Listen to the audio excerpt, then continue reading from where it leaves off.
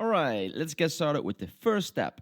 Downloading and installing DaVinci Resolve. Follow along and you will be up and running in no time. Here is how to do it. Head over to the official website of DaVinci Resolve. You can find it at blackmagicdesign.com. Looking for the product section here, and then you see DaVinci Resolve and Fusion software. Click on it. You can choose between the free version of DaVinci Resolve or the studio version of DaVinci Resolve. The difference between the two versions is that you cannot use some functions as grain or 10-bit color in the free version. I would recommend when you just start out as a beginner that the free version is perfect for you. So you're gonna click on it, and right here you can download the free version. This is the DaVinci Resolve 18.6 and this is DaVinci Resolve Studio 18.6. We want to install DaVinci Resolve 18.6 because that is the free version. I'm working on a Windows computer, so Windows for me. Fill in all of these things and then register and download the product. So right here, I saved it in a special folder. Double click on this icon right here and an installation wizard will guide you through the process. Click install and follow the on-screen instructions. Make sure to select the appropriate options based on your preference. I would leave everything to the default settings. I'm not gonna install it because I already installed it on my computer. Great job, you successfully installed DaVinci Resolve. Click finish and you are ready to launch the software. So you opened up DaVinci Resolve and the first thing that you see is this project library. So in the project library, you are able to create bins and projects. But before we're gonna do that, we want to create a new library. So your own workspace. So how to do this? So now you're located in the local database library. But in here, we want to add a project library. So let's do that and name it whatever you want. So let's say we're going to create a YouTube video and I want all my YouTube videos in this library. It's dedicated for YouTube. So name is YouTube, location, you browse and you're going to save it to the location that you want. Select the folder and now you hit create and boom, you created your YouTube library. All right, so now in this library, you are able to create folders and projects. So how to do this? If you click on your right, you can create a folder, name the folder, let's say YouTube, create, and here you have the bin or folder YouTube videos. So now we have a list view, but if we want to have a thumbnail view, we go to this icon and click on thumbnail view. But I'm always on list view.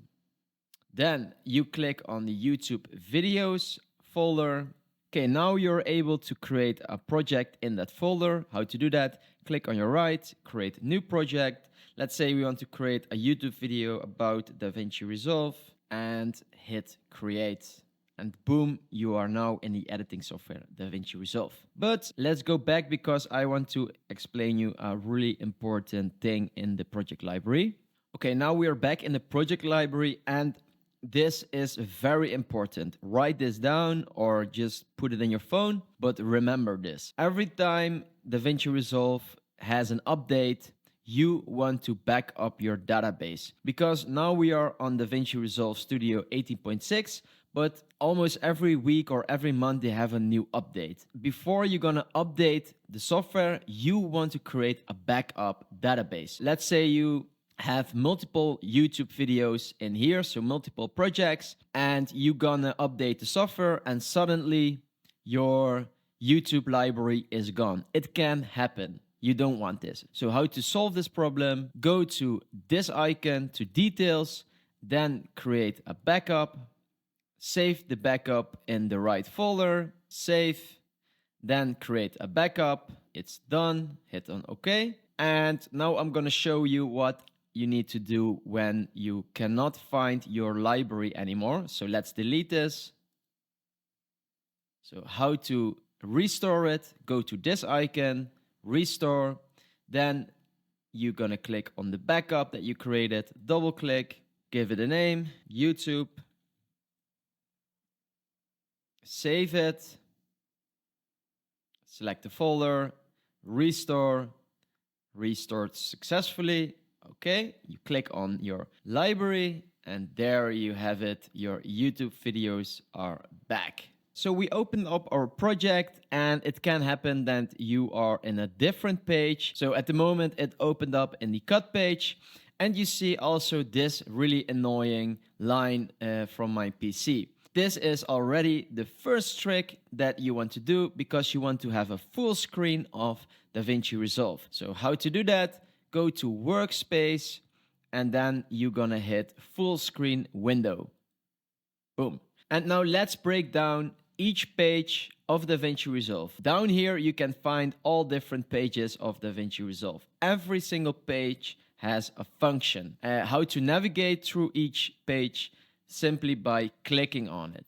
So let's go to the media page, and the purpose of the media page is where you import and organize all your media assets before you start to edit. Then we go to the cut page. The purpose of the cut page in DaVinci Resolve is designed for a fast and efficient editing workflow. Then we go to the editing page, and the editing page purpose is basically it's where all the magic of video editing happens. It's where you arrange and cut your clips to create your final story. Then we go to the Fusion page, and the purpose of the Fusion page is where you can add an advanced visual effects and motion graphics to your video project. Now we go to the color page, and the purpose of the color page is where you can correct and enhance the colors in your video, giving it a polished and cinematic look. Pretty cool. Now we go to the Fairlight page, and the Fairlight page purpose is dedicated to audio post-production. And the last page is the delivery page, and the purpose of the delivery page is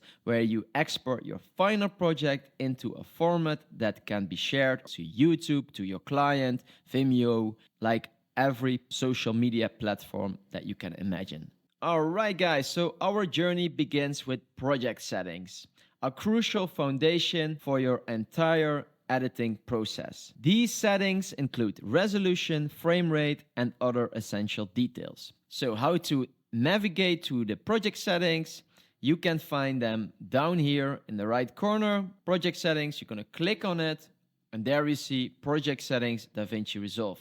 You want to click on master settings, and then the first thing that you see is timeline resolution. I filmed this video in 1920 by 1080, so it's already a good resolution. But let's say you shot a video on 4K, you can choose to watch it on the timeline in a 4K resolution. Right here is 4K. For now, this is good. Leave the rest to the default standards, and then we get the timeline frame rate. You have two timeline frame rates that are very important. You have 24 frames per second or 25. So when you live in the US, most of the time you want to use 23 or 24. And for me, I live in Europe, I want to use 25 frames per second. Then you see the playback frame rate also is 25 frames per second. Then we go to video monitoring, and you want to have your video format the same as your timeline resolution and time frame rates. So 1080p, 1080p, and timeline frame rates 25. And right here is 25 frames per second. Then leave this to your default settings. Then we see video bit depth. And this is an important part because I don't want to get too technical, but let's say you own a Sony a7 III and you shot your footage in S-Log2 8-bit. Okay, that means 8-bit color. That's just the setting of your camera. Then you also want to set this to 8-bit. So I have a Sony a7 IV that shoots S-Log3 in 10-bit color. So I want to set this to 10-bit. Then we leave this as it is, default settings. We're not gonna do too many things right here. And then you see working folders. And the thing that I want to explain are the cache files, because every time you're gonna save a project, he's gonna save a little bit of cache of your project. So if you never delete the cache, it can happen that DaVinci runs a bit slow. You want to set the cache to a file location. Most of the time, people save it on an external SSD or just on a drive, especially used for editing. So I have it set to my local disk C cache clips, and right here you see all the cache files. So when you're done with a project and you deliver it to a client and you're 100% sure you're not going to use that project again, I would recommend to once in a month delete your cache. Now, a few more important things in your project settings. If you are a Mac user, this is very important for you because it can happen that you color grade your footage in DaVinci Resolve, and when you export it, the colors look really washed out. All right, so if you are a Mac user, you probably need to change your timeline color space to SDR Rec 709. And if you're a Mac user and you don't see it, use Rec 709 scene. Okay, and the output color also should be different for Mac users. Instead of Rec 709 scene, you would set it to Rec 709A, right up here. If you're a Windows user, you can set this to Rec 709 Gamma 2.4. And then we go to General Options. We leave it as it is. Camera Raw, also leave it as it is. And then Capture and Playback. And right here you see Video Capture and Playback. We also want to change this one to 1080p 25 frames per second because we work on a timeline that is 25 frames per second. Just a little bit more information about this timeline. Why do I work on a timeline that is 25 frames per second? Because that is just the film standard in Europe. And 25 frames per second, it looks the most cinematic to me, but that's a whole different section. Okay, so video depth, it's 10-bit. If you don't see this, use 8-bit. Then this I always leave to the default settings. I leave this also to the default settings. This one as well, and this one as well.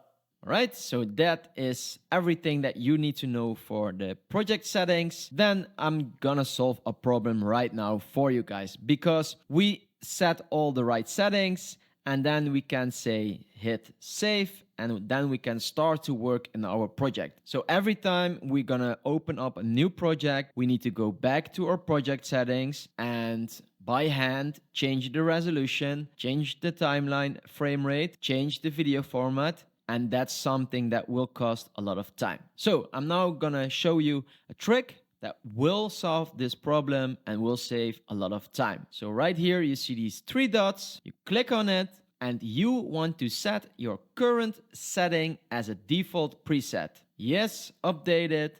And now every time you're gonna start up a new project, DaVinci Resolve already set your right project settings in here. You can also decide to save this as a preset and then import the preset, but that's only necessary when you work with a different timeline frame rate. For now, this is the right setting for me. Just check your files, how you filmed your files, and in which frame rate you want to edit your footage. All right, so for your next settings, we go to DaVinci Resolve, then we go to Preferences, and in Preferences, you want to go to your memory and your GPU. All right, so this is very important that if you are using a video card, so in my case, I use the NVIDIA GeForce RTX 3070, and this is a video card built in my computer. You want to check this box. If you don't check this box, DaVinci Resolve does not use your video card. So probably DaVinci will work very slow and will work on the half of their capacity. And you don't want this. So check this box and check this box also. So if you check automatically, it will automatically check for your GPU. And don't forget to do this. This is important. My media storage, I put everything on C. So I leave the rest also to the default settings. Then we go to General. And again, this is an important note if you are a Mac user, because when you're a Mac user, you will see the option Use Mac Display Color Profiles for Viewers. And you want to check that box. So you don't see that because I'm on the Windows. But if you are a Mac user, you will see it and check that box. You also want to check the box, automatically tag Rec 709 scene clips as Rec 709A. But for Windows user, I'm totally fine with this setup. If you're using 10-bit, you can use 10-bit colors precision, and I will check the box automatically check for updates, and the rest I will leave to the default settings. Save it and you're good to go. Now that you set up your project, let's talk about saving. Regularly saving your work is a golden rule in editing. You find the save options up here, DaVinci Resolve, Preferences, and then you have two options. You can choose System, but we're gonna go to User, and right here you see Project, Save, and Load. And then you want to set the right save settings. The first setting you want to mark is live save. And what is live save? It can happen that DaVinci Resolve or your computer shuts down without any reason, okay? That can always happen. When you want to go back and you checked this button live save, DaVinci Resolve automatically really saved your life because it saved all the projects. Then you want to hit the box project backups, timeline backups, and then you want to perform a backup every 10 minutes, hourly backups for the past 2 hours, daily backups for the past 2 days. And the last thing you need to do is you want to set the backup location to a path that has enough space. So for me, that's my C drive under Documents, Timo Videos, and then Resolve Project Backups. Once you did this, you can save the setting, and then there is one last thing that you never want to forget, and that is Control S on your keyboard, because Control S means Control Save. And if you do this regular and it's going to get in your system, you will never lose a project anymore. Moving on to media organization. You can do media organization in different pages. You can do it in the media page. You can do it in the cut page. But you can also do it in the edit page. I would really recommend, if you just start out with DaVinci Resolve, let's keep things simple. Let's just stay in the edit page. Because in the edit page, you can create a whole YouTube video from the beginning till the end. It's the best way to start out as a beginner. Okay, so we are in the edit page, and in the edit page, you see that you can grab lines and you can make things bigger or smaller. You also see some functions up here and here in the right corner. So let's start to organize our media with bins. You know, you want to stay organized. Bins are like folders that really keep your media nice and clean and organized. First of all, you want to open up the media pool. So if you click on it, you open it up. If you click on it again, you will close it. So let's open it up. And let's go to our master. So in our master, we can create bins. And in these bins, we can create another bin. So I will show you. So how to create a bin, click on your right, new bin. You can name it whatever you want, footage. And then we want to create another bin. Let's say music. Okay, now we created 2 bins. And if you double click in this bin, you can create a bin in a bin. If you want to rename a bin, click on it, right click, rename bin, and then you can rename it. It's very important to give your bins a really good name, because that way you keep a good overview and you keep a good organization in your workflow. Right here, you can zoom into your bin. And if you don't like this thumbnail view, you can hit this button and then you get list view of your bins. With your bins ready, let's import some media. And there are a few methods to import your media, but I would advise you these 2 methods. So the first method is you go to your bin. Let's say, for example, footage, double click on it, and then you want to import your media from your Cam A. So you click on the folder or bin, and then you click on your right mouse, import media. You go through the media that you want to import. You're going to select it. You're going to open it up. And now you see our first problem that we're gonna solve. Because DaVinci is gonna tell you, do you want to change the project frame rate? And what does DaVinci mean with this? I shot my footage in 50 frames per second, but remember that we set our project to 25 frames per second. So basically, DaVinci is telling me right now, the selected clips have a different frame rate to the project. Would you like to change your timeline frame rate to match? You can't undo this action. Okay, so for example, if I say now change, DaVinci Resolve automatically change my project settings to 50 frames per second. And that's something I don't want, but I will show you an example. So let's change and look what happened here. It changed the frame rate to 50 frames per second. But that's not what I want. Even if I shot my footage on 50 frames per second, I want to work in a timeline that is 25 frames per second. So I'm gonna show it to you again. Let's import the media again, open it up. We get the same question. And now we say we don't want to change that frame rate. Let's go to project setting and boom, it's still on 25 frames per second. Okay, so this is the first method on how to import media. Let's delete this, hit the delete button on your keyboard, delete it. Let's also delete the folders. And now we start clean. All right, so the second method to import your media and folders to DaVinci Resolve is when you did all the work already on your computer. So I already created different folders. For my YouTube project, I have a final export folder, I have a footage folder, music folder, and a timeline folder. All right, so in my footage folder, I have all my B-roll clips. I have my YouTube video, and I already have all the music I want to work with. So now, this method is what I use 99% of the time. I select all my folders, and then I just simply gonna drag them into my master. And this is very important that you drag them into your master and not just simply here, because I'm gonna show you the two different things that happen. So when I import it into the master, it tells you the same problem, and now we know that we don't want to change it. It created the bins for you with the footage in it. Pretty good, pretty easy. All right, so now let me show you what happens when you import these folders and footage not into the master, but here. It's one big mess. You see the music, the clips, everything is messed up between each other. Now we're gonna save another problem with our media, because sometimes media goes missing. Because you open up your project and you want to go to your footage. Let's say you go to your Chicago footage and you see it's red. Your media is offline.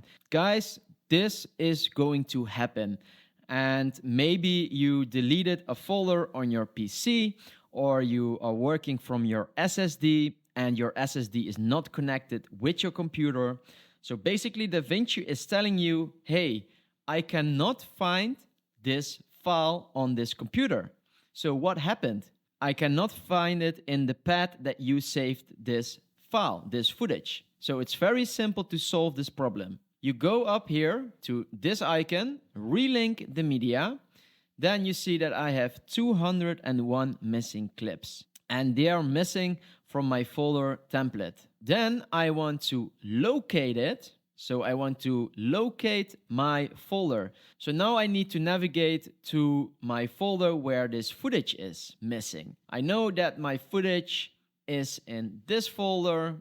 I go to footage, click on it, and select the folder. And now DaVinci Resolve is finding and matching your media. You see that he found the clips, but there are still 3 missing clips. So what are these clips? So if you go back and cancel it, and you go through your project, you see on music, hey, he didn't find the music. So let's do it again. Relink, locate, go to your folder where you saved this music song, select the folder, and boom, he found the music. Now let's talk about timelines in DaVinci Resolve. In DaVinci Resolve, a timeline is essentially a visual representation of the sequence of video and audio clips that make up your project. It's where you arrange and edit your media to create an epic video. So how to create a timeline? So in this folder, I create all my timelines. So double click on it, and then you can click on your right mouse, and here you see timelines. I want to create a new timeline. There you can create your timeline and give it a name. So let's say YouTube video DaVinci Resolve. Here you can decide how many video tracks you want and how many audio tracks you want. So if you work with, for example, a basic video track and you want to layer some video above, you make it 3, and let's say make it 3 for the audio. So have a good look to what happens here. Okay, the rest is all set to the default settings. Perfect. Let's create a timeline. Boom. Now you created your timeline where you can start your edit in. Okay, so you created your first timeline right up here. So let me show it into a list. This is your timeline. And now I hear you thinking, where is my timeline? I don't see it. Yes, this is your timeline. But if you want to have a visual look to your timeline, you can change it by clicking on this icon, timeline view options, and then click right up here, stack timelines. Now you see we created YouTube video DaVinci Resolve timeline. Double click on this and it will be there. So that means if you create a new timeline, so let's do that really quick. Click on the right, create a new timeline. Let's say DaVinci Resolve, create.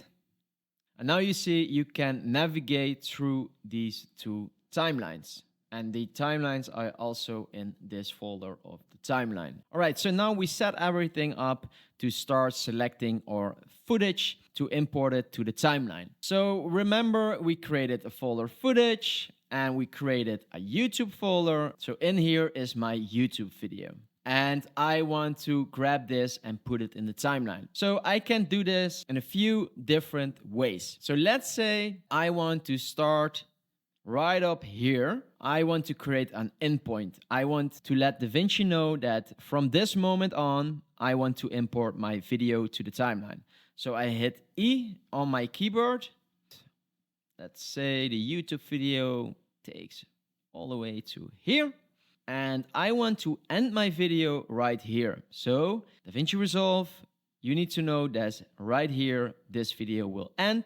So I mark it as an out point. So I hit O on my keyboard. And that way you have an end point and an out point. So now if I grab this clip and I put it to the timeline, you see I imported my clip to the timeline. But there is another way to do it. Let's say that you only want to import your video clip to the timeline. You grab this icon and put it to the timeline. This blue thing is only the video clip. And if you decide only to grab the audio clip, you can select this icon and pull it to the audio track. So now you imported a separate video file and a separate audio file.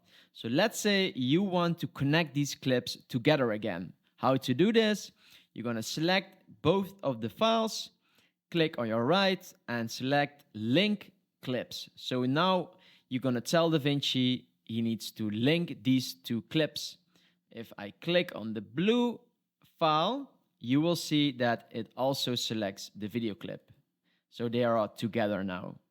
If you want to unlink them and you want to separate them, just select them again and click on link clips again.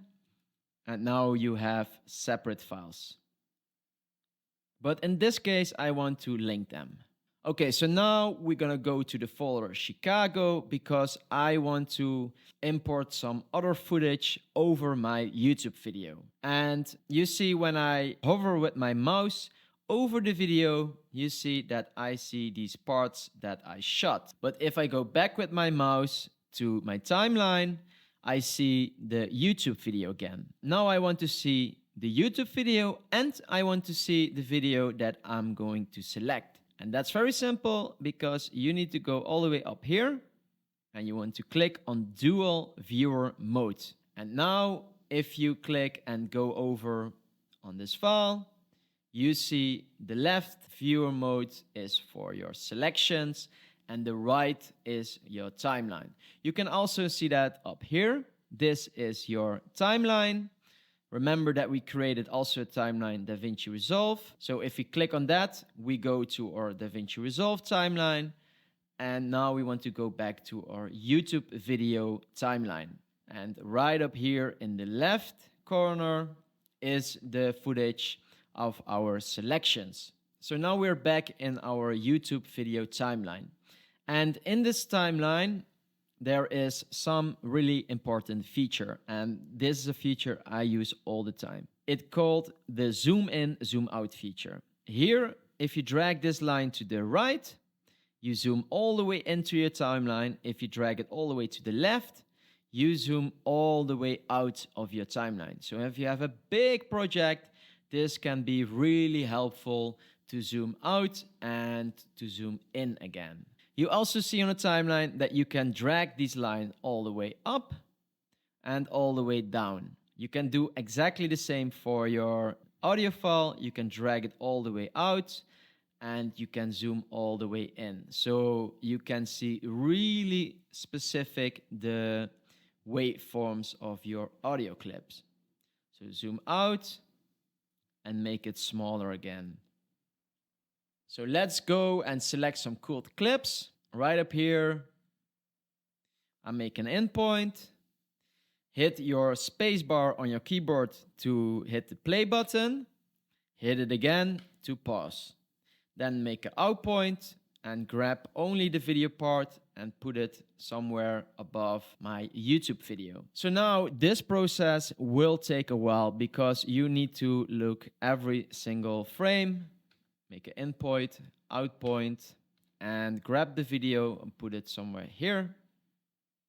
Make an endpoint, boom, make an out point, and then put it somewhere above your YouTube video. So let's dive into the world of cutting and trimming footage in DaVinci Resolve. So we're gonna discuss some basic tool that you need to know to create your first YouTube video. And the first edit tool is the selection tool. Right up here, you have the selection tool. It's used for selecting, moving, and adjusting clips in your timeline. You also see a shortcut when you hover over the tool. You see selection mode A. So if you hit A on your keyboard, you will select this selection tool. With this selection tool, you can grab a clip and you can change the position of the clip. Next up, we have the razor tool. It's perfect for making precise cuts in the timeline. So right here, you see the razor tool, or also known as the blade edit mode. You also see a shortcut, it's B. If you hit B, you see it jumps automatically to the razor tool. If I hit A, you are back in the selection tool. If I hit B, you are in the razor tool. And with this razor tool, you can make cuts in your edit. So let's say somewhere here, I want to make a cut and I just want to delete this part where I don't say anything. And I can see this because I don't see any waveforms between these two waveforms. So I'm gonna grab this line, bring it all the way where I want to make that cut. I'm going to zoom in because I want to work really precise. Make this a little bit bigger. And right here, I'm gonna make this cut. Then I'm gonna zoom out. And right here, I'm gonna make this cut again. So you can make many cuts with the razor tool. It's for cutting. So let's go back to the selection tool, hit A on our keyboard, and we're back in our selection tool and we can start to select clips. So let's say we want to delete this part of the video clip. So there are a couple of ways to do it. The first way is to select the video clip and click on your right and hit cut. So you are basically going to delete it. Another way to delete your video clip is the ripple cut method. And this is very useful if you want to edit very fast. Let's say that we want to delete this video clip. You just click on your right and go to ripple cut. And now you see the gap is closed. You also have a shortcut for that on your keyboard. So if you click on your right, you see ripple cut is Ctrl-Shift-X. So let's do that. Let's do it again. Let's do it once again. And you can even do that right here, and it will close that gap. Let's say I want to delete all of these clips and close the gap. Just simply hit ripple cut and it closes the gap. Now we go to the trim edit mode, your friend for on-the-fly adjustments to clip in and out points. What do I mean with this? We already selected an in point and an out point of this clip, but it can always happen that I'm not satisfying with the end of the clip and I want this part to trim to the left. So I just simply hover over my video clip until I see this icon and grab the clip and drag it all the way to the red line. So now I trimmed the end of the clip. I can do the same for the left part of the clip, somewhere here. Go to the end of the clip until I see this icon, grab the clip and trim it until the red line. Now I can grab the clip and close it to the other clip. Then we have another trim function, and that is this trim edit mode. And this can be very useful if you want to see both sides of the edit. So what do I mean with this? So we're gonna select this tool and then we're gonna grab these two clips. And now you see on the left corner, you see the end point of the left clip, so the end point of this clip, and you see the begin of the middle clip. So if I trim this to the right, I make this clip longer and the begin clip of this clip shorter. So now let's drag it to the right, and I can see the end and the begin very precise. And boom. Pretty cool. I can do that also here. Yeah, that's a good one. All right, so the next tool I want to show you is this snap tool. So if you hit this snap tool, you're gonna see and recognize when you drag this clip next to this clip, it will automatically snap into the begin of this clip. So let me show you. Snap. And this can be really helpful if you want to snap it, for example, between these clips. It snaps very easy. And yeah, this is just really a good way to work really fast. But it can also be very annoying if you want to work like very precise on your timeline. So let's say you want to move this clip just 1 second to the right. You cannot do that with the snap tool. So I will show you. Let's zoom all the way in. So if I want to snap it 1 frame to the right, I'm not able to do that. You see that? It will take 3 or even 5 frames. But if I disconnect this tool, the snapping tool, you click on it or you hit N on your keyboard. Now I can really work precise and move it 1 frame at a time to the right. This is pretty cool. All right, so let me explain these 3 icons, because now we are fully zoomed in into the timeline. And let's say we want to zoom halfway out. We click on the middle one, and now you see we zoomed halfway out. If we want to zoom out even more, we click on this one, and now we see everything on the timeline. Okay, so what do these icons mean? You have video track layer 1, and basically that is the track of your YouTube video. Then you have video track number 2, video track number 3, and video track number 4. Now I am on video track number 2, and you have some options up here, because let's say I don't want to see this video. I can click on disable video track. So it will disable all the clips on video track 2. So now you only see my YouTube video. Enable it again and you see these clips again. You can do the same for video track 3 and 4. So let's move it all the way to 4. And let's disable it. And now if you want to create a new video track, you just simply drag this video file all the way up, and look what happens here. You created a video track 5. If you want to create video track 6, watch what happens here. 6, 7, 8, 9, as many as you want. Then we see these little lock tracks. So what do they mean? If I hit lock the track, you are not able to put something in this track because it's locked. So if I unlock it, you will see I'm able to put this video in this track. The same is for your audio clips. Now, if you want to move down, you see it's linked. So we want to unlink it. And now if we move the audio clip down, you create a new audio clip number 4, audio 5, or even audio 6. But let's put it back to audio track 1. Here you see also the lock mode. It's the same function as the video mode. It will lock the track, so you're not able to change any settings in there. So now you understand the basic, how you need to work around in the timeline.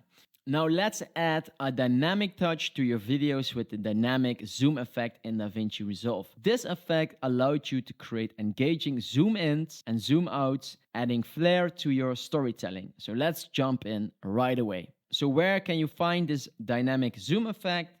If you go to the inspector and you open it up, so right up here you see some different settings. And in the inspector tool, you are able to tweak and change your video clip. You can transform your clips, you can crop your clips, you can change the composition mode, you can handle the speed, stabilization, lens correction, retime and scaling, super scale. You can do like really cool stuff in the inspector tool. But the most useful tool also for YouTube is the dynamic zoom. So let's select a clip where we want to enable this effect. All right, so let's enable the dynamic zoom effect in this clip. So to be able to do that, you need to select the clip. You need to go to your inspector tool and enable the dynamic zoom tool. Enable it, and then you see nothing really happened. Yes, it zoomed in, but you cannot control anything. And we want to have fully control. And how to do this? Click on this arrow key and select dynamic zoom. And now you see you have a red line and a green line. So basically the green line means that you will zoom out of your object. And the cool thing is if you select dynamic zoom and you swap it from red to green, that means that you zoom in. Okay, I will show you. So now it zooms in. And if we swap it, it zooms out. So now I'm going to show you even more, because you can manipulate this red box. So if you make it closer, it zooms in way more. So how close you make it means how intense the zoom is. So let's say somewhere here. And then you can also decide where you want to zoom in this effect. So you want to zoom to the left, you want to zoom to the right, you want to zoom in the middle or to the left. So in this case, I want to zoom in somewhere here. Now let me show you what we just created. Boom.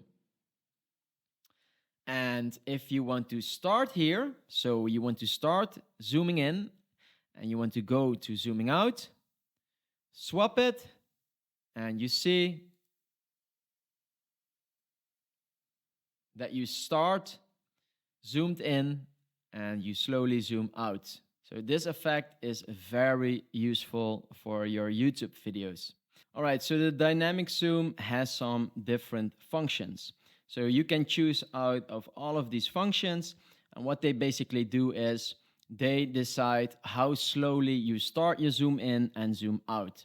But I 99% of the time use linear. 100% of the time I use linear. Okay, so now we created this really nice effect. So if you don't want to see these lines anymore, click on this dynamic zoom tool and then the lines are gone. A quick tip that I want to give you with this dynamic zoom effect is experiment with different zoom intensities and consider combining dynamic zoom with other effects for a truly cinematic look. But now you know your first effect, and now we can move on to the next step. So now we done the dynamic zoom. You see that my shot isn't really stable. And the cool thing is that DaVinci Resolve built in a stabilization software. It's pretty easy. You have different modes. You have perspective, you have similarity, and translation. And guys, I tried them out, all three. I love perspective. The only thing I figured out is that if you have shaky footage or you turn your video camera, then I would recommend translation or similarity. And if you are, for example, walking on a stabilizer and you want to have that extra touch, I use perspective. But you need to try this out because sometimes perspective works better than similarity, and the other time similarity works way better than perspective. Right here you can change the strength of the stabilization, so I always leave this to the default setting. Never use camera lock, always check this box, and that's basically the settings that you need to know to start to create your first YouTube video. Okay, so let's hit stabilize. And boom, let's play the video. It's way, way better than it was before. So let me show you the video again without stabilization. And now with stabilization, you see it crops in a little bit. Way better. All right, so let's move on and let's go to some more advanced editing techniques. Let's go to the inspector tool. So the inspector is a powerful tool for making detailed adjustments to individual clips in the timeline. Let's say I want to select this video, and right up here you see transform. So first you need to enable it to use it, and here you can play around with the zoom function. If you double click here, you are back to the normal setting. You can change the position of your video clip. Double click and you're back in normal position. You can rotate your video. You can change the anchor point. And you can do a pitch and a yaw. Oh. You can even flip your video. This is a very helpful function. You can make it look upside down. So this is all possible in the transform setting. Then you have cropping. You crop your image. Okay, so let's say I want to crop it until here, and I want to crop the right. Then I want to crop the top a little bit and the bottom. And I want to give a bit of a softness to the look, to the edges. You can do that in the cropping setting. So if you double click on it, it's back to normal, or you hit this arrow key and everything is back to normal again. Then we have dynamic zoom. We already discussed this. Then we have composite mode. And composite mode is a really cool mode because you can change the opacity of your video. So what is the opacity?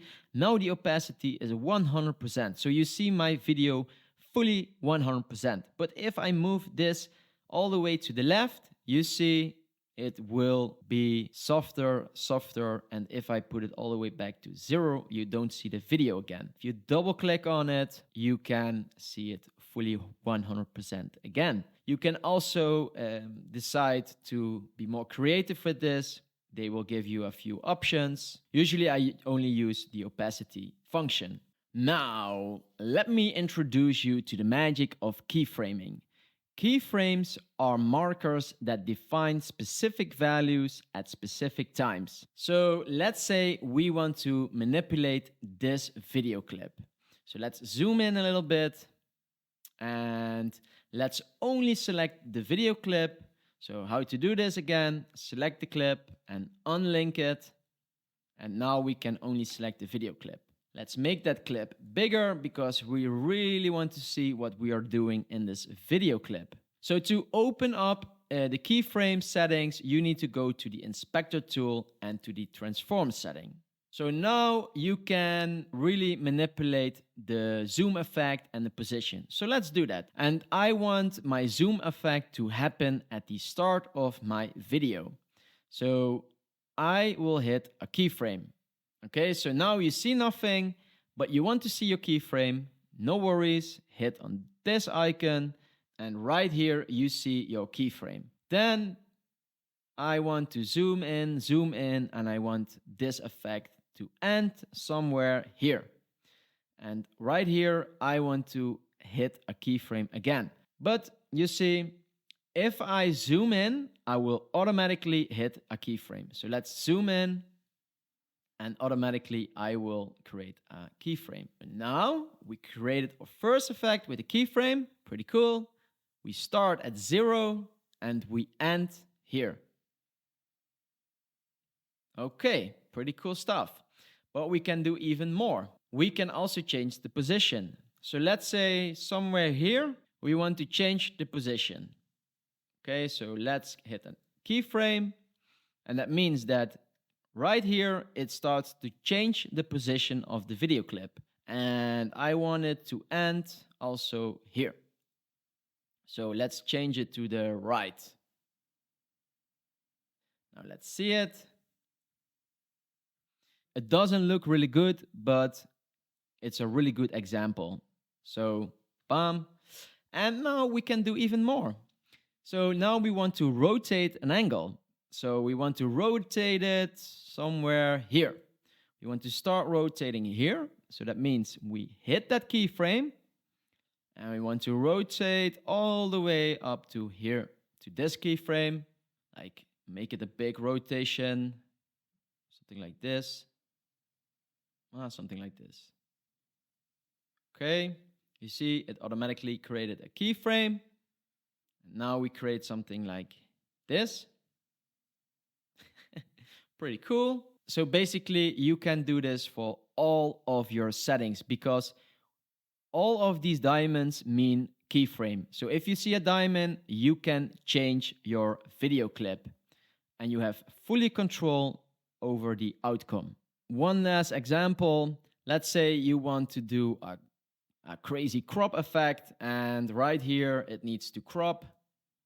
So you want to start the crop from the left and you want to end it right here. Then you go all the way to the left. Bam. So let me show you what we just created. Pretty cool. If you want to delete all the effects that you just created, you click on this arrow key and you click on this arrow key and look what happens here. It's all back to 0. So all your effects are gone. So in this video, I'm going to show you how to apply built-in effects from DaVinci Resolve. If you go up here, you see effects. Click on it.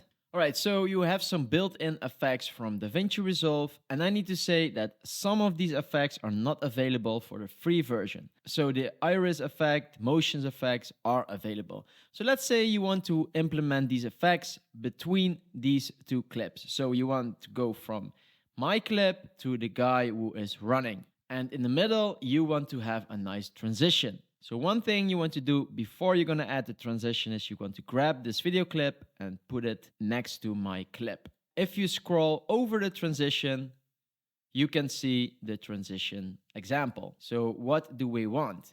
You can choose some really cool stuff. So let's say this one I really like. Now grab this transition and put it in the middle of these two clips. So now you see the transition starts here and end there. Pretty cool. Now, if you want this transition to start even quicker, you can grab this line and drag it all the way to the left and make this transition longer. If you want this transition to be really fast, you grab the transition and drag it all the way to the right and make it smaller. So the transition will be really fast. You can make it even faster. It's pretty cool stuff. If you don't like this transition or you want to use another transition, you can simply grab another transition and put it over the first transition, and it will overwrite the first transition. And if you want to delete the transition, click on it, and then you see these red outlines. Hit the delete button, and it will delete the transition. So just try out new things in the effect tool panel, and this is really personal. Just use whatever you feel is right for your project. So one effect that I use a lot on my YouTube videos is to start a video, and I always like to start with a black piece and slowly dissolve it to the real footage. So you can do that on two different methods. You can use the cross dissolve, and you grab this effect and put it at the beginning of your video clip, and now it's black, and slowly your video comes to life. You can grab this effect and make it longer, so it's longer dark and slowly comes to light. Or if you don't like to use this cross dissolve effect, delete it. And if you go to the end of this video clip, you can drag out this same effect in your footage.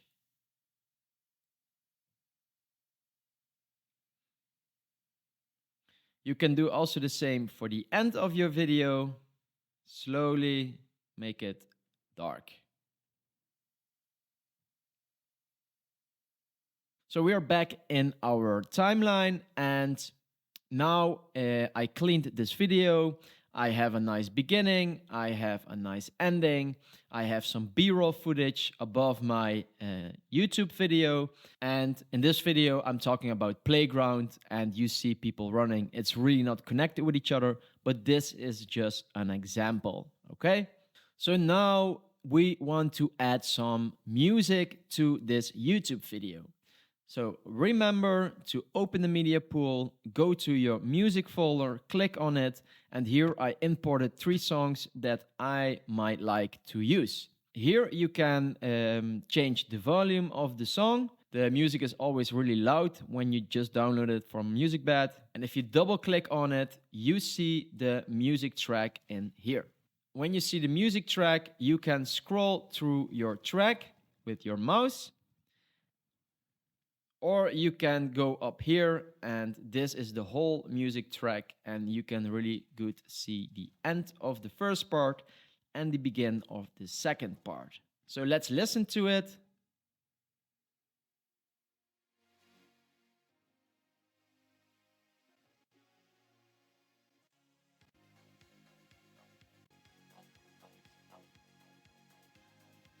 Okay, it sounds pretty nice. So let's say we want to have the first part of this audio clip, and we basically do the same as the video selection. We create an endpoint. Here we create an out point, hit O on your keyboard, and now we selected this part of the song. And now you can grab your song and put it beneath your video. And you immediately see that this song is way too long for my YouTube video. So let's cut this song and make it smaller. So we go all the way to the end of my video. And we make this track even bigger to have a better overview of the song. Zoom in. Because this will tell you a lot of how the song will go. And what do I mean with this? It tells you a lot on when the beat kicks in, for example. You see these waveforms. This is basically every time the beat hits. So I want my music to end before the beat kicks in. We go with the red line to the begin of that beat. Here, we're going to select the music clip, select our razor tool, cut, select our selection tool, select the right part of the music track. We don't need it. We're going to delete it. And now let's zoom out and let's listen to it. I've been there. I've been through that struggle as well. But trust me, the playground method has been a game changer for All right, so the next thing that you want to do, you want to manipulate the volume of this song. The next step is to open the mixer. Where to find the mixer and what is the goal for the mixer. So right here you can find the mixer. The mixer shows you how loud your volume is of every single track. So right here we are in audio track number 1. If you look here, you see audio track 1. Right here we have our music in audio track number 2. And right here we see audio track number 2. And when you listen to this small example video, you hear that this music is way too loud, and you will hear that the volume of this voiceover is way too low. Now let's listen to both of the audio tracks, the voiceover and the song. I've been there, I've been through that struggle as well. But trust me, the playground method has been a game changer for my editing process. It not only helps you to get a clear picture of the project, but also frees up your mind. You hear that the soundtrack is way too loud. So we want to listen to the soundtrack once again, but we don't want to listen to the voiceover. So how can you do this? You see here 2 options, solo and mute. So if you hit solo, that means only audio track number 2 will play on your timeline. Let's listen to it.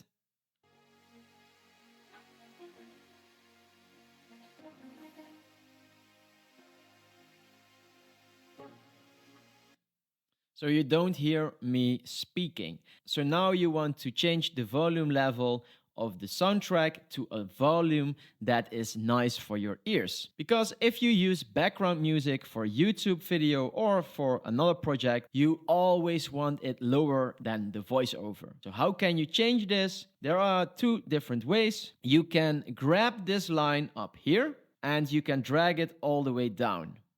And if you look into the inspector tool, you see that you lower the volume. Drag it all the way to -15, or you can push the volume and make it louder and drag it all the way up.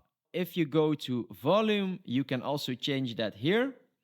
And if you want to change it to the normal setting, hit this arrow key and it's back to normal. So now the question is, how loud does the background music needs to be? So let me show you on this meter. So on this meter right here, you see numbers. -50, -40, -30, -20, -15, -10, -5, and 0.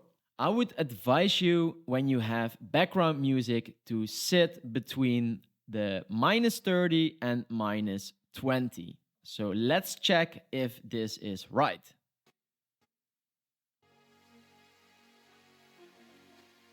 We see that it is way too loud, okay? It peaks around -5. So let's drag this all the way down to somewhere -15 or -20. Let's listen to it again.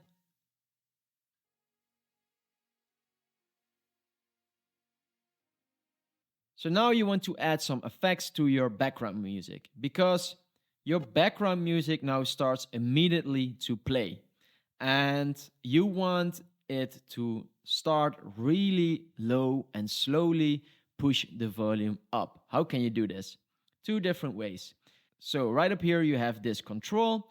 If you drag it all the way to the right, so this line means that right here the volume is 0 and slowly comes to life until -11 or -12. So let's listen to it.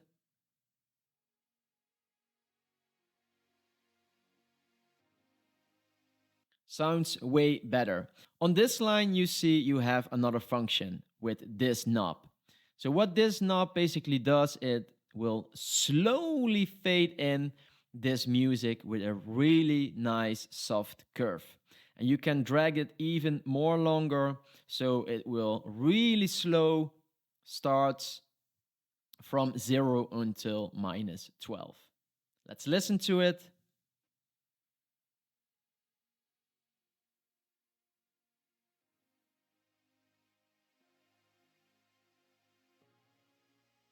Okay, you can do exactly the same for the end of your video.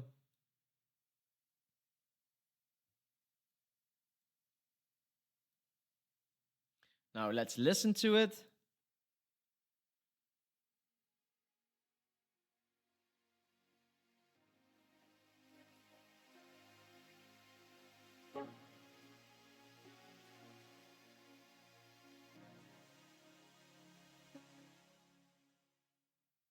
Now our background music is good to go. Now we need to listen to our voiceover and we want to solo it.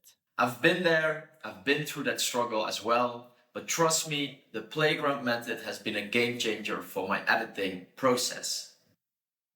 Okay, the loudness is not that bad, but I think the loudness for a voiceover needs to be around -10. Should be all right. Let's see what it does. I've been there, I've been through that struggle as well. Okay, you see that it peaks around -5. Let's lower the volume with -3. I've been there, I've been through that struggle as well. Okay, now you see it peaks a little bit, and a little bit is not really bad. It's somewhere between -5 and -10 is just good for your YouTube videos. Now, DaVinci Resolve really implemented something great for your voiceover. And you can find it right here. It's called Voice Isolation and Dialogue Leveler. So if you listen to my voice, it sounds really hollow. I've been there, I've been through that struggle as well, but trust me, the playground method has been a game changer for my editing process. And now let's say that you have some noise in the background and you want to delete that. Just simply hit voice isolation. And what this tool does is it will isolate all your noise in the background. So you can choose the amount. I would set it to 80. And let's listen to it again. I've been there, I've been through that struggle as well, but trust me, the playground method has been a game changer for my editing process. Sounds different, right? So we have the dialogue leveler. So with the dialogue leveler, you have different options. Okay, you can allow wider dynamics. You can optimize the moderate levels, more lifts for low levels, lift soft whispery sources. So it can happen that your voice is not consistent. So what you're gonna do is you want to give more gain, more lift to the low levels. So let's listen to it. And probably this part of the video goes as same as this part. I've been there, I've been through that struggle as well, but trust me, the playground method has been a game changer for my editing process. But you can play around with this setting. It's really good for voiceover basic. Don't worry too much if you just start out with your first YouTube video. You want to use video isolation when you have lots of background noise and you want to use the more lifts for low levels. Then you can do the same for your second audio clip. It not only helps you to get a clear picture of your project, but also frees up your mind. Okay, now you see we are around -10 and I put it back to 0 because with this effect on, it just balanced out perfect volume of my voiceover. So now I want to add a slow fade in here as well. And I want to add a slow fade out right up here. We're gonna listen to it with the background music on. So let's enable the solo track, and now we hear both the background music and my voiceover. I've been there, I've been through that struggle as well, but trust me, the playground method has been a game changer for my editing process. It not only helps you to get a clear picture of your project, but also frees up your mind. So now I would decide to lower the volume even more of the background music, -20. And then I would listen it again. I've been there, I've been through that struggle as well, but trust me, the playground method has been a game changer for my editing process. It not only helps you to get a clear picture of your project, but also frees up your mind. Perfect. This sounds pretty good. Yeah, now we're good to go and move on to create your first title. So in this video, I'm going to teach you how to create your first basic title for your YouTube video. Where can you find a basic title? You go to your effects, and down in your toolbox up here, if you don't see these settings, then click on this arrow key and go to titles. Here you can choose between like multiple titles. You have some example left lower third titles, middle lower third, the right lower third, a scroll title, a basic title, and a title plus. So we're gonna work with the basic title. So you can grab this and put it into your timeline. So close the effect and let's zoom into the timeline. Let's close the mixer, close the inspector. And now we want to decide how long this title needs to be in your video. So I've been there, I've been through the right here, I want to end my title. So I can grab it at the end and I can trim it all the way to the red line. Before we're going to create our first title, I want to give you a powerful tip. You want to enable this setting. You go to View, and right here, you go to Save Area, and you want to put this on. And what it does is it shows you the save areas of your video and the middle of your video. So that way you can really precise create your title. So where to type a different text? Always be aware that you select the title and then you're going to open up the inspector tool. Right here, you're going to select video, you're going to select title, and here you can start to change the name of your title. We named it DaVinci Resolve, and now we can change the font. You have some fonts already installed. You can choose a font that you really like and really enjoy, and then you can change the color of the font. I love these yellow colors. Here you can decide the size of your title. You can make it bigger or smaller. So let's make it like somewhere like this. Then you can track your title. And when you do this, you will make it track. So you make it wider. And some people really enjoy this effect that makes it more cinematic. Then in here, you can change a few things. For example, you can align your text in the middle right now or to the left, but we want to have it in the middle. And then we can change the position. And now this is very helpful because we have these save areas on. And if we're gonna put it all the way up, we can put it on the white line, for example. And here you can put it to the left or put it to the right. If you double click on it, it's back to normal again. And here you can zoom in or zoom out. Here you can rotate your title. And here you can make a stroke. So let's say, for example, I want to create an outline stroke. I want to have a white color. And the stroke needs to be something like this. Yeah, this is something I like. Let's delete the tracking. I don't like that as much. And yeah, let's keep the color black. Yeah, this is what I really like. Oh, this is pretty cool. Now you can create shadows if you want. So you can drop a shadow if you really prefer that. So let's say you have a shadow here. You can make it a different color.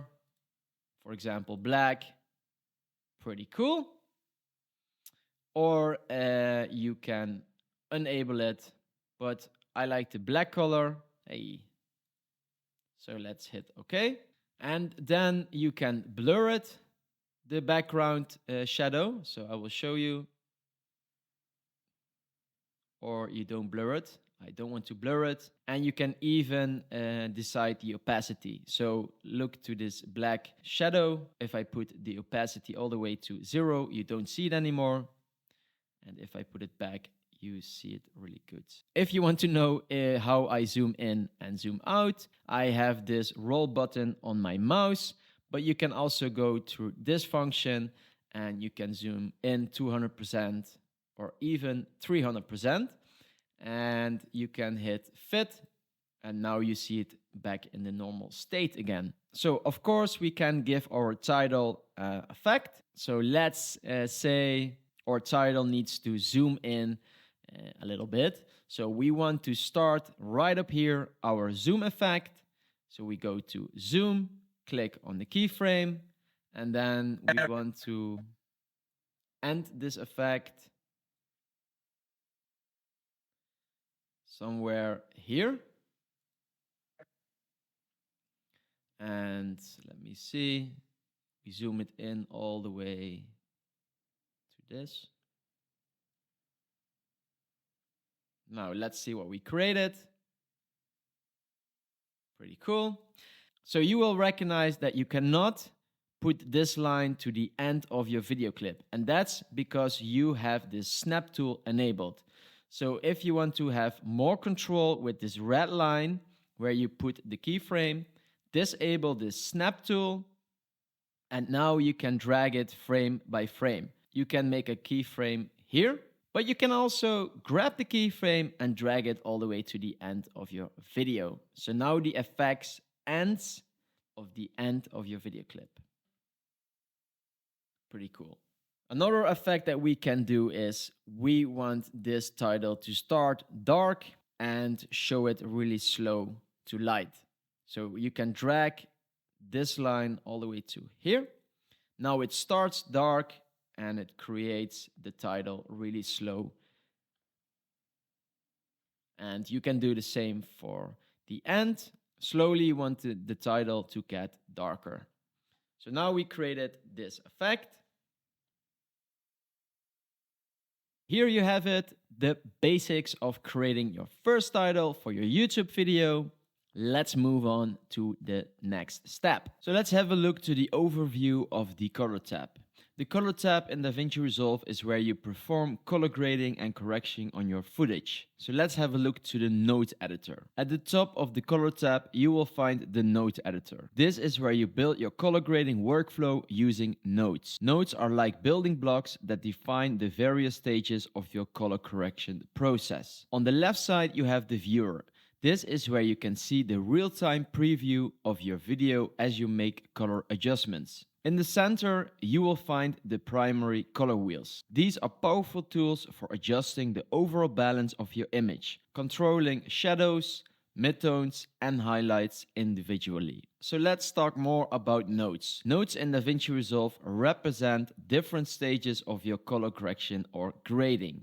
They are connected in a sequence to create a workflow. So here is a basic breakdown. First, we have an input node. This is where your original footage comes in. Any adjustments made here affect the entire image. So then we have the color correction nodes. These nodes are where you fix issues like white balance, exposure, and overall color balance. Each correction can be done separately from more control. The next node can be the color grading node. Once your footage is corrected, you move on to the grading nodes. Here you can apply creative looks, adjust saturation, and fine-tune the overall style of your video. The last one is the output node. This is the final node in the sequence, and it represents the color grade image that will be exported. It's like the last checkpoint before your video is ready.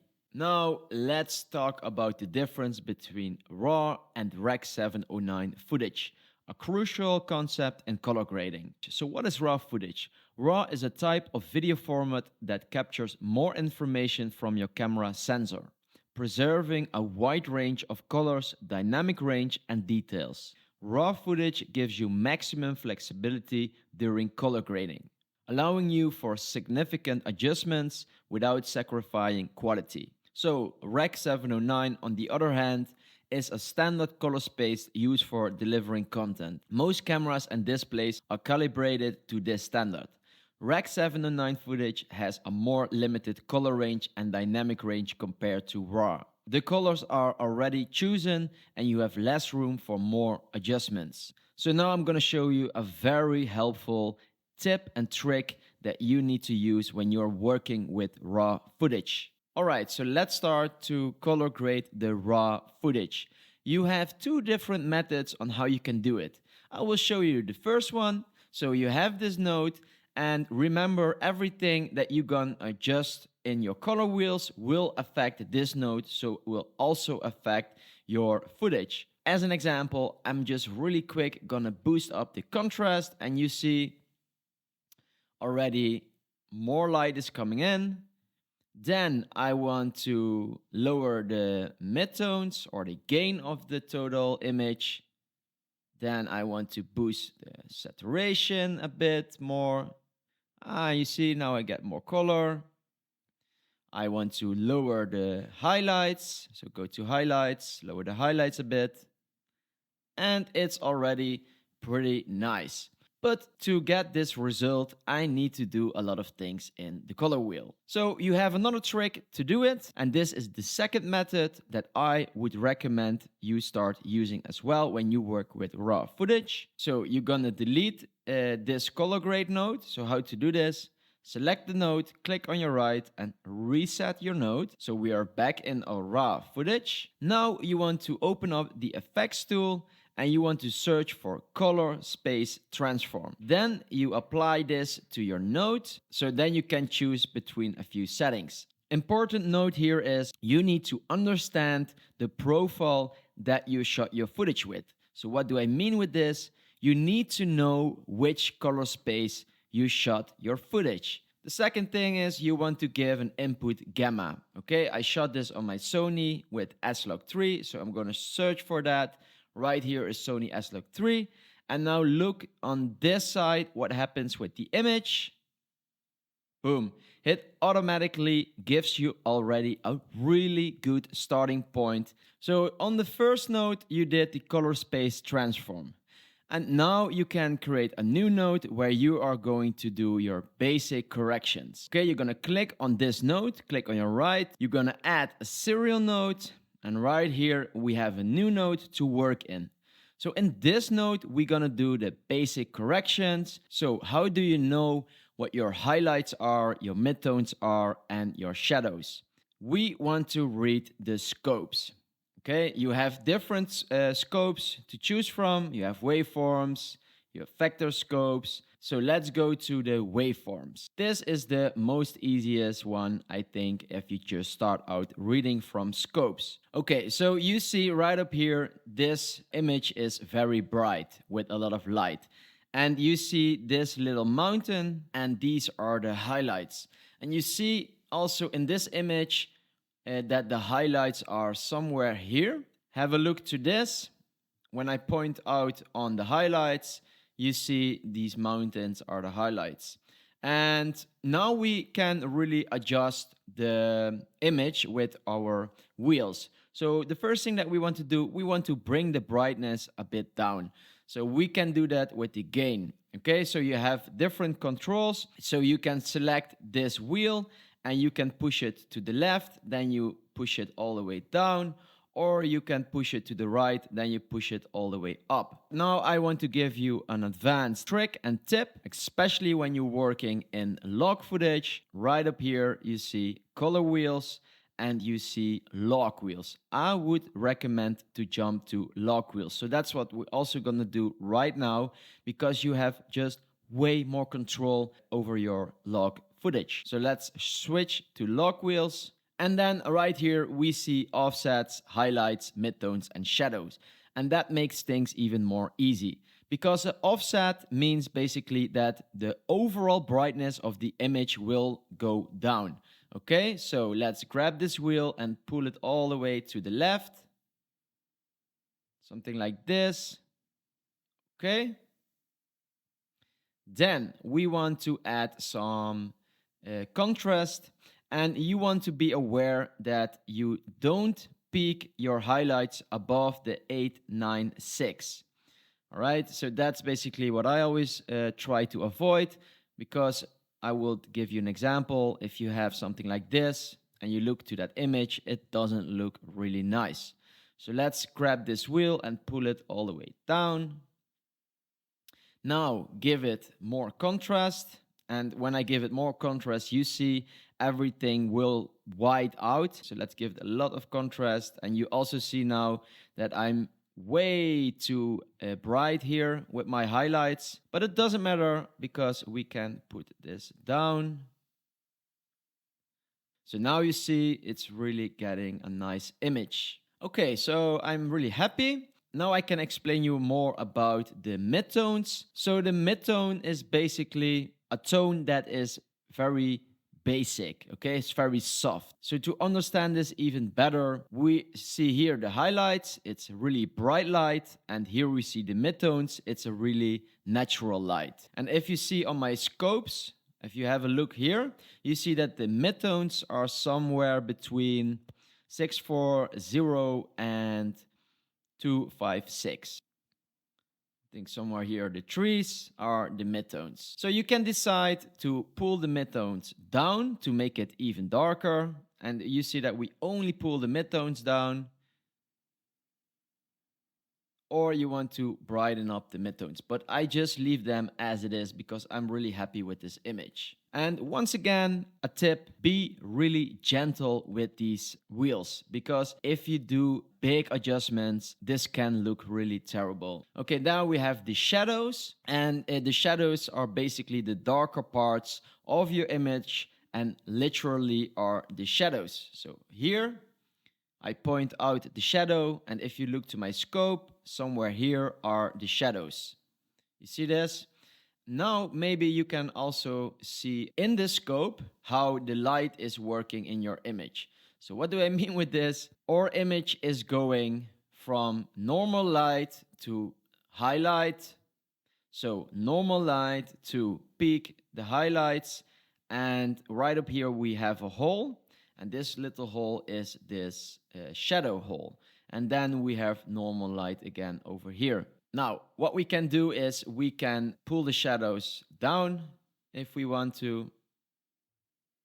Then we can also jump back to the other wheel. So now if you do an adjustment in the regular color wheels, you will see that if I grab the gamma and I pull it down, like everything is pulling down. Not only here in my scopes, but almost everything is pulled down. So let me pull this down. And let's go back to the log wheel and show you the gamma. And then it's only pulling the midtones down.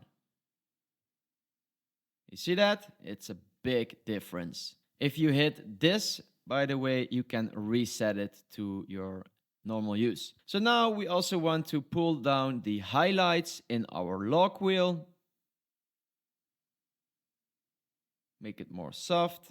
Pull the offsets even more down, something like this. This is a good starting point. All right, so now let's fix the white balance. Where can you fix the white balance? You have also two options up here. One is you can do this automatically and fix your temperature. So what do I mean with white balance? So let's say I want to give this a bit more of a cold tone. So I will push this to the left. So my blues are getting bigger.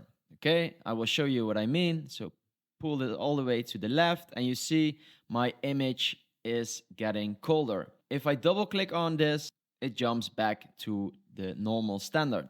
You can also give this a more warm tone. So you can pull it all the way up. And then it's like the sun is shining really hard.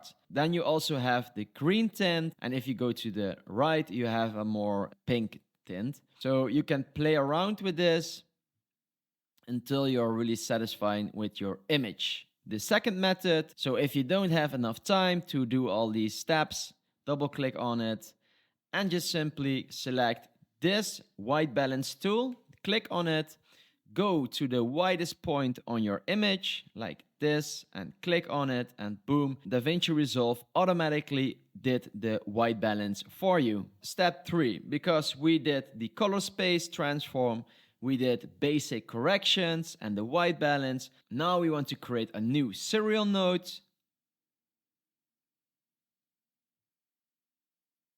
All right, so in this node, we're gonna apply a creative look. So let's go to our color wheels, just our regular color wheels. So in here you see that, for example, in the gain, you see a little point here.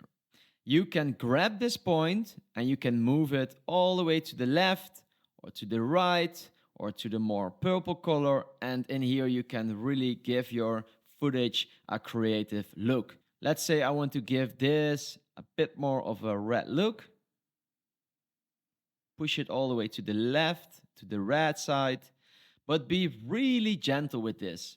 Now we go to the gamma, and I want to push the gamma to the blues. And then I want to pull the overall image to the yellow side. Okay, I like this look. It's a bit old school. So let me check what we just created. From log to a nice color. From log to a nice color. And if you want to disable this node, you can do that by hitting your keyboard, Control D, then you disable it. And if you hit Control D again, you enable it. So that way you can really see what you created in your color page.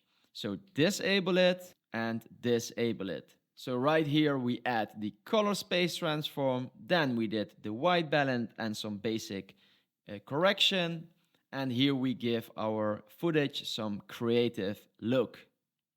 So now you did some basic color correction, and with this color correction you are ready to deliver your film to YouTube. Alright, so another trick that I want to show you is if you want to zoom into this image or zoom out, I always use my wheel on my mouse, but you can do that also in this corner.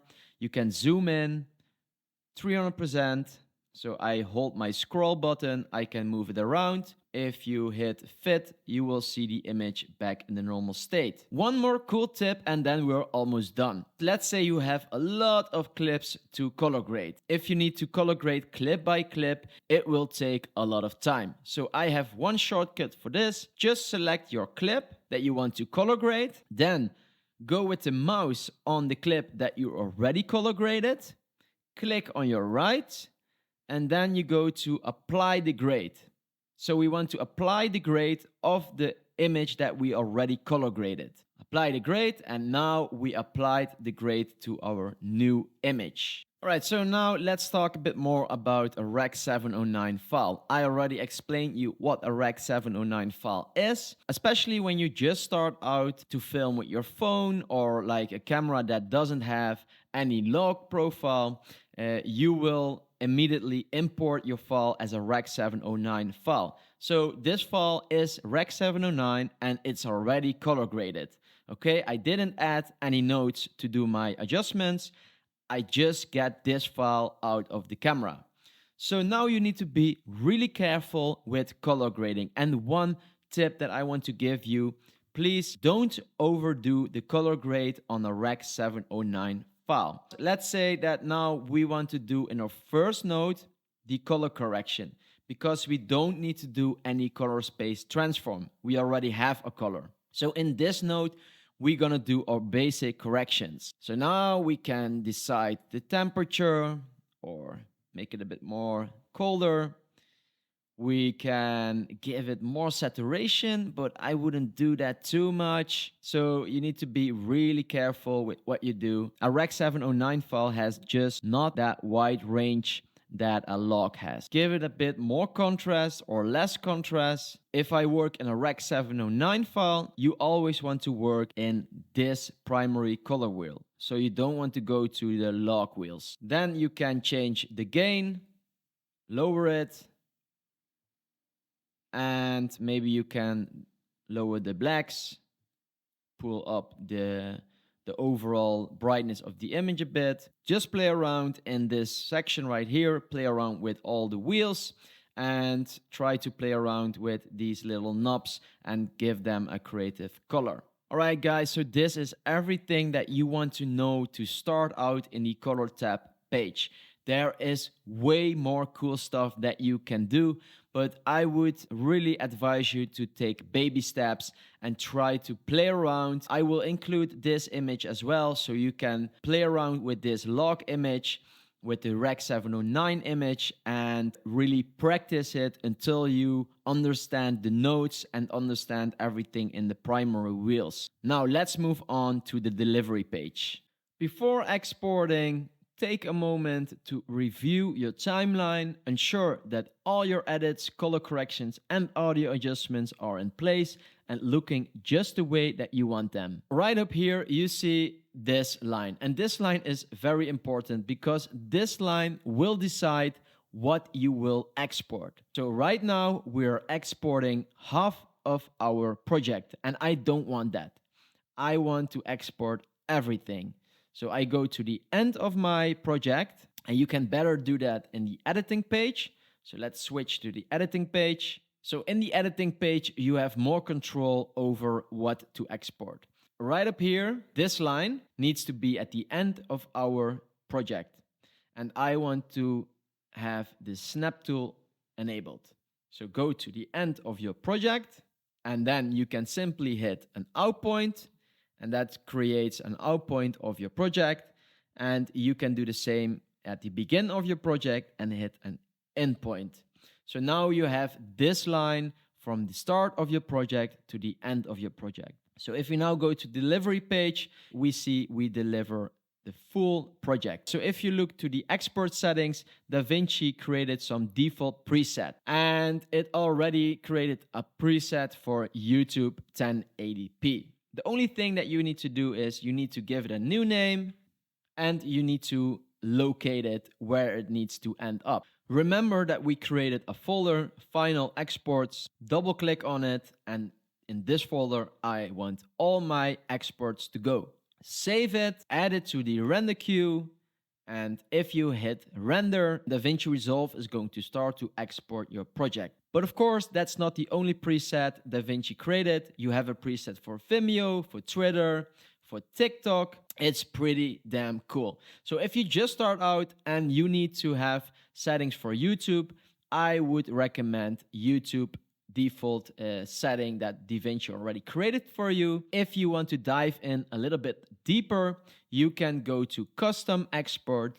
Right here, you need to fill in the name of your project. Then you need to give the location. Then you hit single clip. You go to your video setting. And in here, you can choose the format. I want to export this in MP4. You can choose different settings, but MP4 does the job for me for YouTube. Then you can choose a codec. For YouTube, you can try H.265. It's a really good and clean codec, but if it is too heavy for your machine and you are using the free version of DaVinci Resolve, you probably cannot export in codec H.265. So you need to use codec H.264. Then you need to enable your graphic cards, NVIDIA.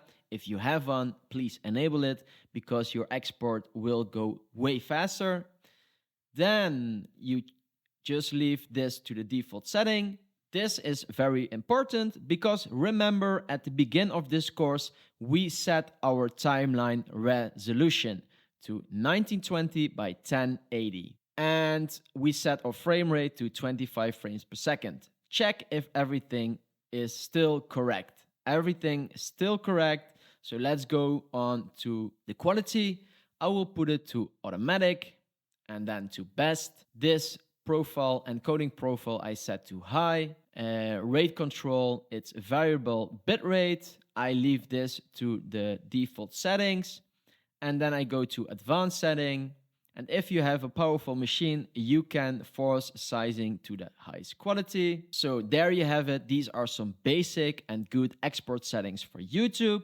Then you can go to your audio, check if everything is right. I always leave this to default settings, and you can go to File. Right up here, I want to solve a problem because lots of people don't have a really powerful PC or laptop.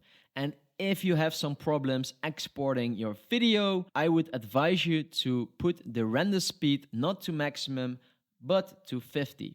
So when you put this render speed to 50 or even lower, you don't need to worry about a lagging PC. Let's go back to video, add to the render queue, and render your project. Once your render is complete, you see completed. You click on your right, you open the file location, and there you have it. There is your YouTube video.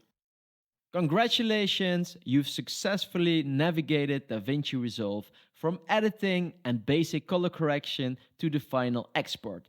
Remember, each project is a learning experience, and the more you create, the more you refine your skills. Happy editing!